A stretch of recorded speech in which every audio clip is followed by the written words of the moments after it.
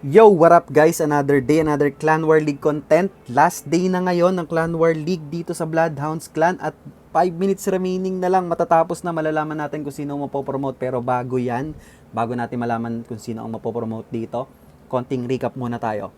Flashback. So ayun nga, natalo kami dito sa round 6. Aray mo. So dahil dito nalagay pa kami sa alanganin. Meron kasi kami dito tatlong sablay. Napiso yung isa namin dito. Sa kalaban may napiso rin, kaya lang ang problema, dalawa lang yung sablay nila. Kaya kami natalo dito. As of now, ongoing na tong round 7. Ayan, pakita ko sa inyo. At dito, wala pang sumasablay sa mga kakampi natin. Meron pa akong dalawang. At dalawa na lang ulit kami ni Jun na merong attacks dito. Tapos, kailangan ata namin maka-perfect dito para may chance pa kaming mag-top 1. Kasi as of now, yun nga, nalagay kami sa alanganin dahil sa pagkatalo namin last round. Kailangan natin mag-ingat sa remaining attacks natin. So, ang plano ko dito, banatan na muna natin yung sa baba na lang tayo, or bandang gitna dito. Bigyan na natin kay Jun yun sa taas. Itong number 8 naka double rage. Banatan na natin to. Let's G. Dito ako magdadrop ng warden sa kanan.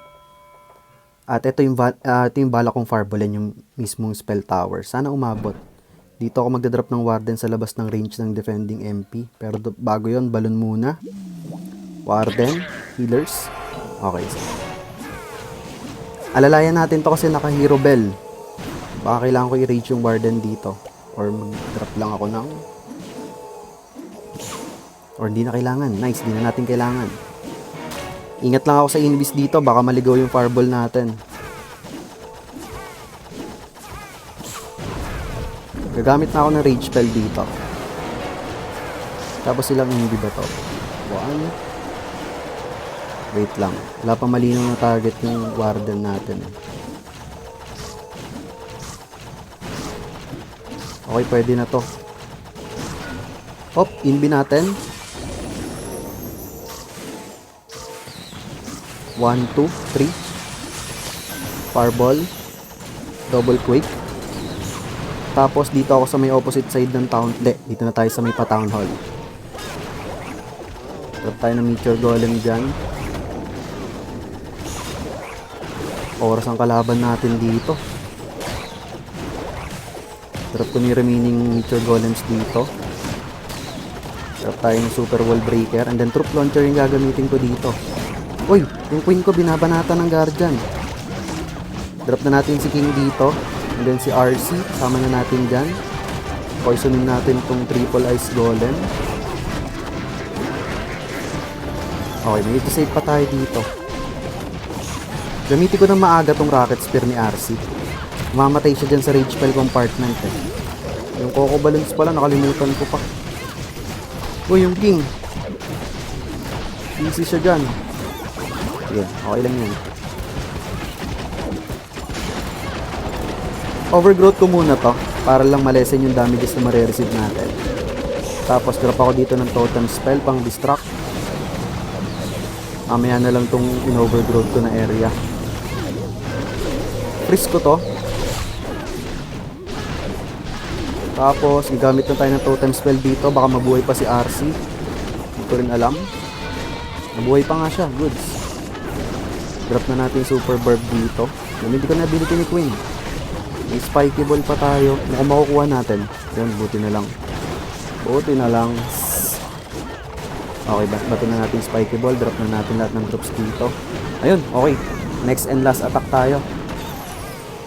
Sana hindi tayo alatin.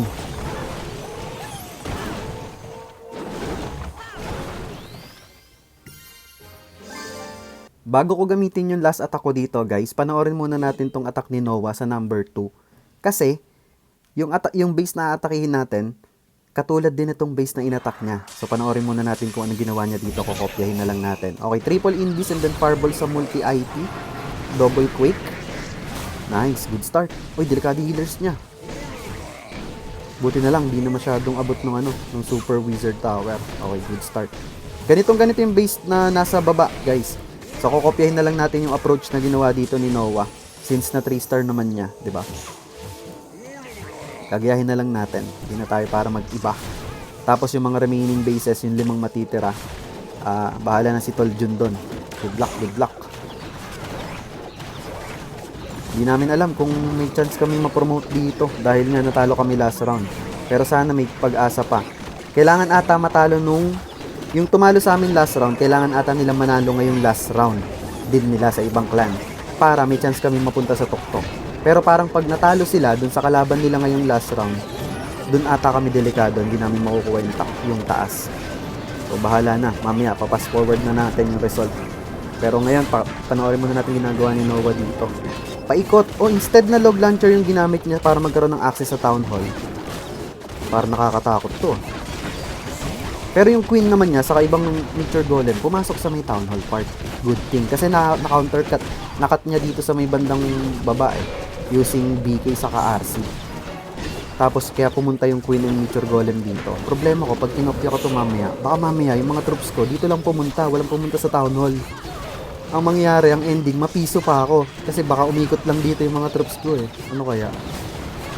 Tignan ko na lang. Parang mas... Ano kaya? Bahala na. Check natin mamaya. Okay, gumamit na siya ng spiky ball, rocket spear, and ang dami niya pa, pero ang dami niya pang spells dito, yung sobra. Ang major concern ko lang dito, kailangan mapapunta ko yung ibang nature golem sa town hall. Dapat pag-drop ko dito, dapat ma-drop ko na rin yung King and RC dito para makapag-cut na agad sila. Mapuwersa yung iba dito sa may town hall part. So, ganun na lang gawin natin. Sige, copyahin natin. Troop launcher na lang din yung gagamitin ko dito. Nice hit! Ay, grabe, may swag spells pa. Sana magaya natin kahit wala nang swag yun sa akin. Basta ma-3 star ko lang. So, tara, banatan na natin. Let's G. Nice hit from Noah. Okay, nagpalit muna ako ng mic dito yung may noise cancellation. May nagsa-sound trip kasi sa kapitbahay namin. So ayun, gagayahin natin kung saan nag-fireball dito si Noah since parehas yung base layout ng number 2 saka 11. Ganon din gagawin natin, dito rin tayo magpa-fireball. Pero instead na troop launcher yung gagamitin ko, para lang sigurado, lag launcher yung gagamitin ko dito sa town hall part. Lag launcher natin yan. Para mataas ang chance ang makuha, baka mamaya ma-disaster pa. So banatan na agad natin to, tara. Ayan, fireball, meteor golem, let's go. Sana, wag alatin, let's G. Banat. Okay, triple invis din dito and then fireball. 1, 2, 3. Quake. Fireball. Healers. Okay, isa pang quake. Ano mo mabawas sa ano? Ay! Sige, invi muna natin. Nababawasan yung ating healers. No, Wizard Tower pala. sorry, my bad. Hintayin ko makuha yung Tesla rin dito bago natin i-pull yung Bardel. Kunin mo muna yung Tesla. 1, isa pa. 2, okay, pull na natin dito. Yung Queen dito, 2 Meteor Golems, isa pa dyan. And Warden Apprentice, Lag Launcher yung gagamitin natin dito. Drop tayo dito ng Skeleton Spell din, si King dito, si RC, and then Lag Launcher yung gagamitin natin. Coco Balloons. So parang nagsigurado lang ako na meron tayong access. Ready ako ng totem spell dito ah. Okay, please natin. Ano natin to? Poison natin yung Ice Golem. Oy, Smasher pala to. Sige, bigay tayo ng totem spell sa Smasher. So ayan, Matic, meron tayong access sa Town Hall. Hindi ko na siya poproblemahin dyan. Overgrowth ko muna tong back end. Tapos ayan, ang dami pa nga nilang pumunta sa Town Hall. Sige, bugbugin nyo yung Smasher dyan. Tapos yung 3 heroes dito nagsama-sama sa baba. Sige, okay na yan. Uy! Bakit nabawasan yung healers natin? Okay pa naman tayo dito. Rage ko na lang itong mga Meteor Golems dito. Saka healers. Bam! Yari ka dyan, Defending Queen. Masakit yan, boss. Gamitin ko na yung Rocket Spear ni RC dito. Totem Spell, gamitin ko na rin dito sa back end. So, medyo chaotic yung naging funnel. Pero, kumbaga, siguradong may pumunta sa Town Hall. Yun lang naman ang purpose ko. Bakit gumamit ako ng Lag Launcher. Para lang sigurado makuha yung Town Hall. Mamaya, walang pumunta doon. Umikot lang sila. Mag-trip to Jerusalem, guys. Tapos, Town Hall yung matira. E di, yari tayo lalo doon. So, ayun, buti na lang. Hindi tayo sumablay. Bali, si Toljon Gaming na lang yung may natitirang attacks dito. 5 attacks. So, good luck. Sana makuha natin. Silipin natin yung yung update sa stars. Let's see. Silipin natin as of now. So ayan, 5 remaining attacks na lang kay Toljon Gaming. Super fast forward tayo dito guys at eto na nga, na-perfect namin yung last round sa Bloodhounds Clan. Hindi sumablay si Toljon Gaming at yung mga kakampi nating mamaw dito, so naka-perfect kami. Kaya lang, ang problema dito, although nasa top 1 kami ngayon, etong top 2 and top 3. Dikit na dikit yung laban nila guys. Kung makikita nyo dito, 44 stars, tapos nang umatak dito yung Yen, etong isang clan. Tapos etong Inchik na clan, sila yung nasa top 2 ngayon, may dalawang attacks pa sila. Pag naka 3 star, yung dalawang last attackers nila, magpapantay yung stars nila sa 44. Ngayon, hindi namin alam dito kung sino yung lamang sa kanila ng percentage at kung sino yung mananalo. So, kinakabahan kami kasi 1 hour na lang din yung natitira sa war. Ngayon, ang mangyayari dito, pag nanalo tong Incheck na clan, guys, matik, magkakaroon sila ng plus 10 stars. So, let's say, 347 yung current stars nila. Plus 6, kung makaka 3 star yung last 2 attackers nila, edi 353. Tapos plus 10 stars kung mananalo sila. So magto-total yung stars nila overall ng 363. Yung sa amin magto-total ng 361. So lalamang sila ng 2 stars pag nanalo sila dito sa pangatlong clan. Kaya kailangan manalo na itong pangatlong clan para hindi sila magkaroon ng plus 10. So kahit makapag plus 10 tong pangatlong clan, 350 lang yung total scores nila. Doon kami makakakuha ng top 1 at doon mapopromote ng Champion 1 League ang Bloodhounds Clan. So, hinakabahan kami. So, habang naghihintay muna tayo dito, panoorin nyo muna yung mga attack na ginawa dito ng mga kakampi kong mamaw. So, ayan. Dito muna tayo kay Esports Ram. Binanatan yung number 1. Panoorin muna natin. Okay. Parehas din yung base, guys. Yung inattack namin nila Noah, inattack ko, saka itong ina-attack ni Ram, pare-parehas din. Pare-parehas ang layouts nila. Pero, iba yung gamit na strat ni Esports Ram dito. Mass Meteor Golems with Mass Totem Spells. So kami yung ginamit namin ni Noah, Fireball Meteor Golem. Sige, tingnan natin. Nag-start siya dito ng RC Walk. Hindi RC Walk. Nagpapala agad siya dito ng Rocket Spear and Seeking Shield kay RC. Hindi. Naka-Rocket Spear lang pala siya. Wala siyang Seeking Shield. Naka-Electro Boots. And then naka-Phoenix. Si Queen ay nasa kanan, pang counter funnel. So ang trabaho ni RC dito, saka ni Queen, mag-cut ng both sides para yung kanyang mga Meteor Golems dito sa gitna lang pumunta. And then Log Launcher yung gamit niya dito para magkaroon ng access sa Town Hall. Nice. Ang dami niyang sobrang daming totem spells niya na dito. Ang daming poste ng Meralco. Yung Brother Ram dito. Punong-puno ng poste ng Meralco ang base dito ng number 1. Meron pang Meteor Golems dito sa labas. Okay, gumamit na siya dito ng Eternal Tomb. Gumamit na rin siya ng Earthquake Boots, Spiky Ball kay BK, and then meron pa siyang 8 totem spells dito. Grabe, sobrang dami pa. Healthy pa dito yung mga ibang Meteor Golems niya. Buhay pa yung mga healers.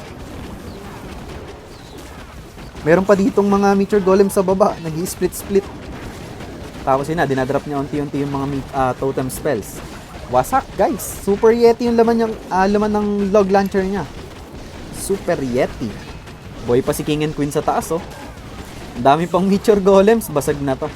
Grabe. Nice hit. Beautiful attack from Esports Ram. GG's.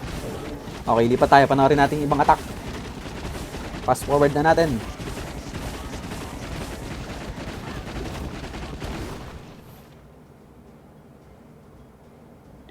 So, itong kay Noah, napanood nyo na kanina. Dito naman tayo kay. Okay, panoorin natin yung isang attack ni Toljon. Meron siya ditong Meteor Golems din. And Fireball. Okay, Fireball Meteor Golem. Nag-start siya dito ng Warden Walk sa may taas. 1 invi. And then, simple Fireball sa E. Grabe, laki ng value. Finarball niya lang yung X-Bow doon. 1 invi lang yung invested. And then, ganda na. Nakapag-form na agad ng funnel. Meron siyang Sneaky Goblins dito. Malamang dito niya gagamitin yung Sneaky Goblins. Sneaky Goblins ito. Nasa labas yung Clan Castle. Tingnan natin kung ilalapag na niya.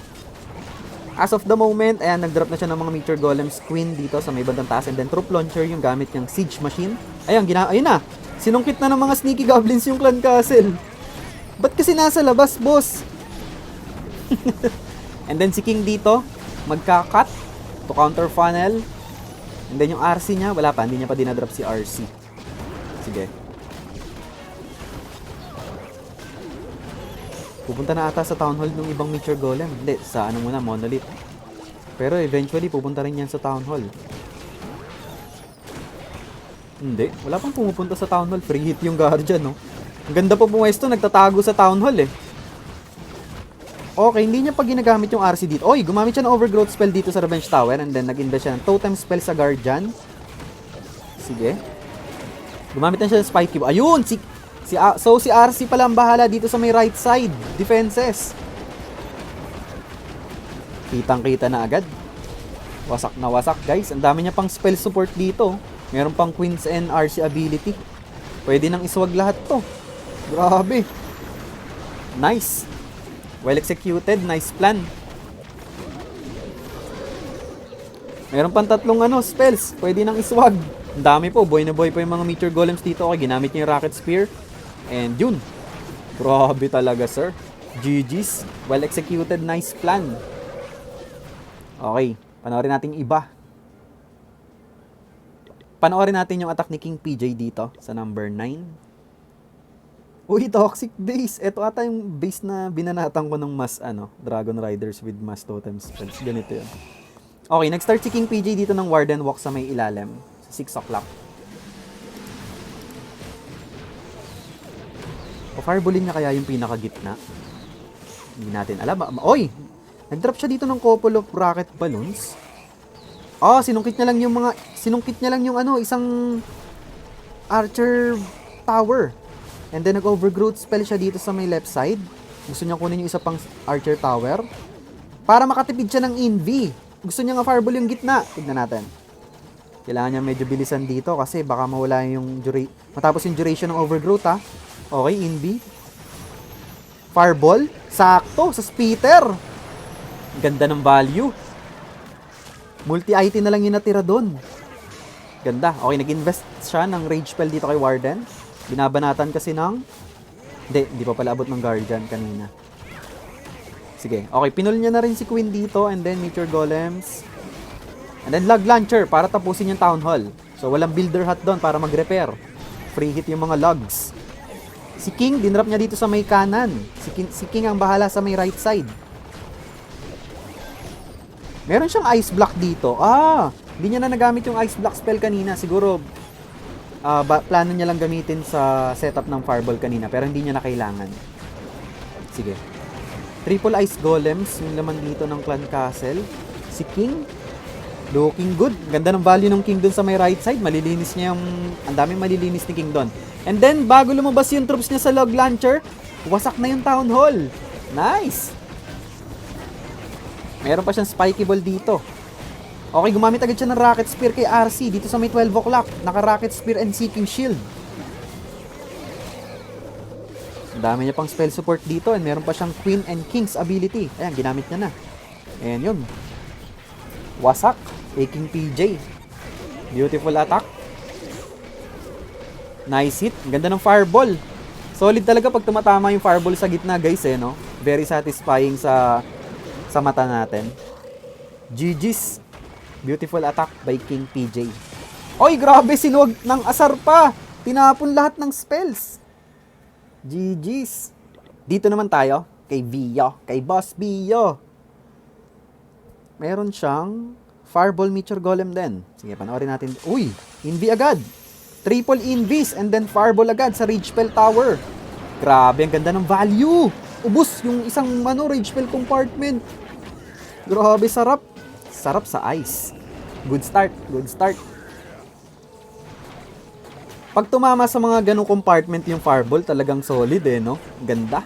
Very satisfying. Uy, na-trigger pa ng booger dun yung Tornado Trap. Nice! Ang liit pa ng range ng Bomb Hive nito. Parang level, pa lang. Low level yung tiles. Uy, binabanatan ng multigear si Tatang, ha? Ako, tinulungan pa ng X-Bow. Nagtawag pa ng tropa. Uy, Warden dito, ha? Okay, yun. Nag-invest siya ng Totem Spell. Kasi minsan di na napapansin yan, eh. May nakalock pala na defense kay Warden. Natetegi na lang bigla. Ako minsan di ko napapansin yun, eh.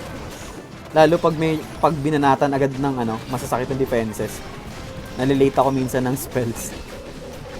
Okay, si King dito ang magkakat usually. And then katabi si RC dito para tumulong. Medyo natatraffic yung kanya Meteor Golems dito sa bandang gitna dahil sa triple Ice Golems. Then gumamit siya ng overgrowth spell dito sa Revenge Tower and Fire Speeder. Nice. Ang dami niya pang spell support dito. Meron pa siyang Rocket Spear kay RC. Meron pa siyang Magic Mirror and Action Figure kay Queen. Nag-activate na dito yung Rage Spell Tower. Nag-invest siya doon ng Skeleton Spell pang distract sa Monolith. Healthy pa dito yung mga Meteor Golems. May healers pa na nagbibigay ng sustain. Sa kanyang mga tropa pits, ayan, wasak na, guys. Mukhang isaswag na dito yung Rocket Spear sa Spiky Ball. Grabe nga yun, sir. So, talagang palong-palo. Mga ayaw talagang sumablay. Kasi importante talaga tong last round na to para sa amin. Kasi nga, natalo kami last round. Kaya kailangan namin talaga ma-perfect to. At buti na lang, yun nga, na-perfect namin. Kaya lang, hindi pa namin alam kung sino ang mananalo, guys. Hala, ayan, 52 minutes na lang. Tignan nga natin. Hindi pa rin uma-attack, guys. Pinapakaba tayo nito, parang last minute a-attack. Sige, panoorin muna natin dito si Ores Eno. Si Ores Eno. Meron siyang Fireball Meteor Golem din. So, ito talaga yung strat na pang sureball, guys. Kasi nga, ito yung nasa meta ngayon. And mataas talaga yung chance na maka 3 star. Basta lumanding na maganda yung Fireball mo at makapag-form ng magandang funnel, matik, ang taas ng chance mo maka 3 star. Sige. Baka gusto nyo i-fireball yung mismong Rage Spell Tower. Grabe, ang laki ng value niyan. Ang sarap sa ice niyan, boss. Okay, gumamit muna siya ng Totem Spell dito. Pang tank. Para hindi mag-suffer si Warden. Hindi siya mag-invest ng Rage Spell. Okay. Grabe, 4 na Invis. And then Rage Spell Tower nga yung target niya. And then double quick. Grabe, ubos na yung... Nauubos yung kalahati ng base. Ang sarap. Ganito yung mga masasarap ni Fireball eh. Yung parang inatake ko kanina, guys. 'Di ba ganito, double rage. Same layout ba sila? Parang same layout. Ay, hindi same layout. Pero parehas lang na double rage yung spell towers. And then lag launcher yung gamit niya dito. Nice. Dito siya sa opposite ng Town Hall. Nag-entry si King and RC dito sa may right side. And then yung kanyang mga Meteor Golems papunta dito sa Rage Spell compartment. Sige. May overgrowth spell pa siya dito. Kaya lang, saan niya nagagamitin to?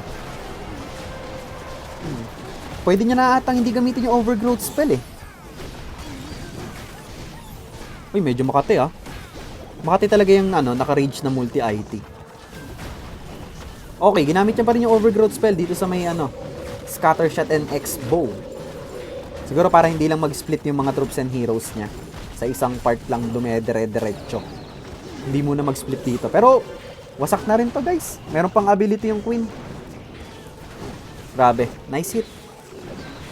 Well executed din. Nice plan kay Ores Eno. GG, sir. Palo.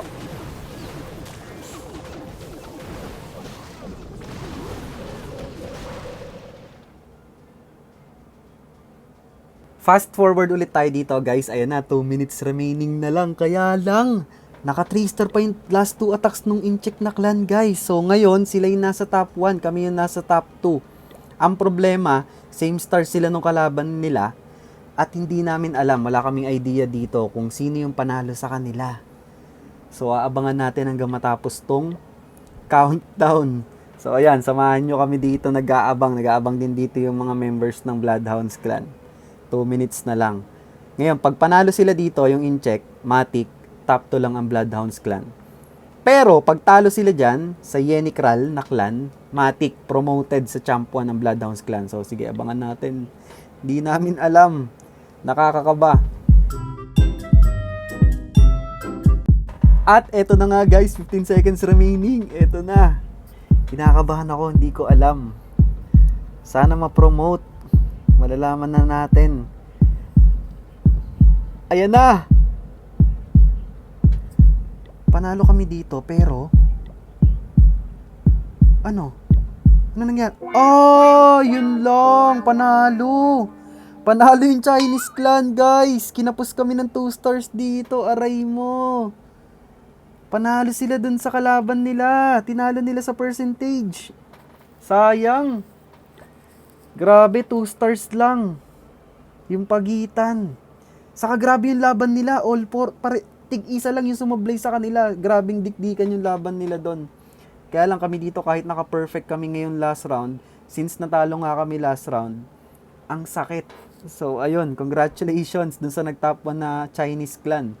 So bawi na lang tayo sa susunod dito sa Bloodhounds clan, ganun talaga. Kumbaga, hindi pa laging Pasko guys, bawi na lang sa susunod. So maraming salamat ulit dito sa pag-imbita sa Bloodhounds clan. Pasensya na doon sa mga sablay nung una. Sana maimbitahan ulit tayo sa susunod para makabawi tayo. Maraming salamat guys. See you next Clan War League. Sana. GG's, peace out. Clash on. Brrr.